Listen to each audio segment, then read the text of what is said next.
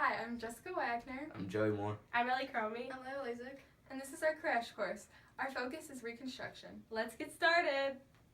Lincoln in a theater that he regularly acted in. Lincoln's death was 6 days after Confederate General Robert E. Lee surrendered his troops, effectively ending the Civil War. John Wilkes Booth had done some research and found out that Abe Lincoln was going to attend the play Our American Cousin at Ford Theater on April 14th, where he was planning to kill him. Before this, Booth was planning to kidnap Lincoln, but his plan had failed. He now planned to throw the U.S. government into a paralyzing confusion.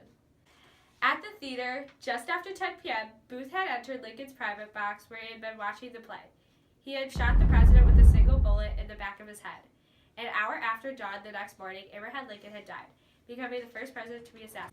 His body was taken right away to the White House, where it lay until April 18th. Tens of thousands of Americans lined the train's railroad routes and paid their respect to the president's death.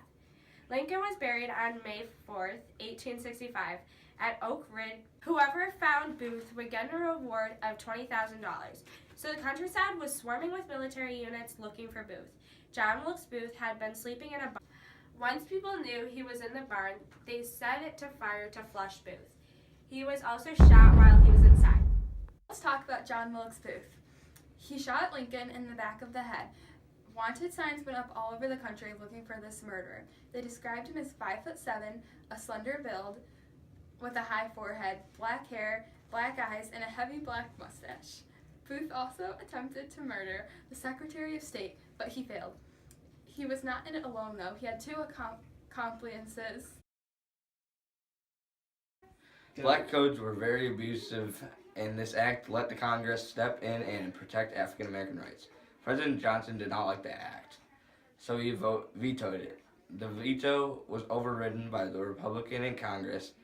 This led to the 14th, 15th Amendment, which led African Americans that were meant the right to vote. Women were very angry that the freedom got to vote before them because, in their eyes, African Americans should be the lowest on the rights.